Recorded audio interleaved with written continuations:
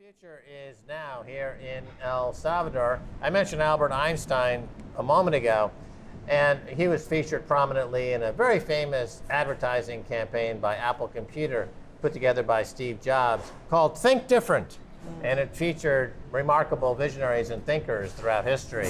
I think if that ad were done today, you would have President Najib Bukele would be part of that ad. He is a world-class visionary and thinker like an Einstein or a Martin Luther King or an Amelia Earhart or a Steve Jobs. And that's why this country growth is skyrocketing, and people just are desperate to move here and be a part of this revolution.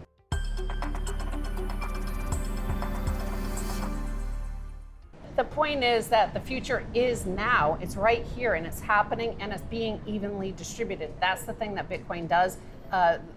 What Max and I here on Keiser Report have been doing for over 10 years is covering the unequal distribution of the paper money being printed nonstop this whole time since the crisis that began in 2008. Max and I started here in 2009. We've been covering this. The money printing and the distribution of it has sent us back to the Stone Ages. Literally, we have shortages, we have commodity shortages, we have a crisis in molecules, we have a time-space continuum has been ripped apart. So that's what all their money printing and the distribution of it being so unevenly distributed to the very, very, very top, to the few families that run the world. So, you know, the very, like the Waltons, right? The Walmart family.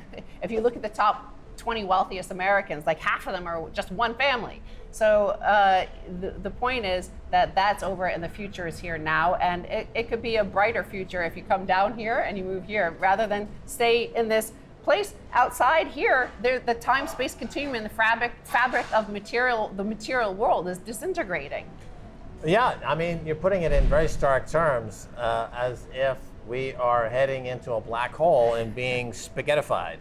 And with the space-time continuum ceases to be, molecules are in short supply, and there's millions of people desperate to move to El Salvador. This is not what people had on their 2022 bingo card, but yet here we are. And so also, like, outside this hyper-Bitcoinized world where there's hope and a future and love, like there's just the FUD and the fear-mongering of the nonstop disintegration of the fiat world. And that says that we have here a headline from The Economist magazine: as long as Bitcoin and its ilk are decentralized, the ability of far-right groups to use them will remain. So that's The Economist magazine fudding Bitcoin.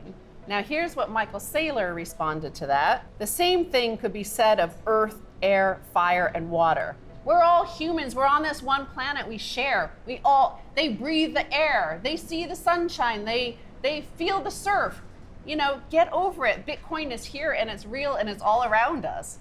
Right. We're in an interesting period of journalism, if you can call it that. So The Economist, they seem to just simply take the worst human atrocities that they can remember, and whatever they don't like, they put an equal sign between stuff they don't like without any investigation. The Economist has never written about Bitcoin. They've never looked into Bitcoin. They've never had anything intelligent to say about Bitcoin, but they don't like it because it challenges the Bank of England, their paymaster. So they say Bitcoin, something they know nothing about, equals the devil. Okay, that's their journalism. That's what they call journalism. And but we see this all over the world now, in the United States and in Britain. And there's very, very little journalism left, except for shows like Joe Rogan. But that's why he wants to be taken off the air, because he's doing journalism which costs actual time and money. The Economist is just rubber stamping propaganda. They don't actually do any work for their garbage.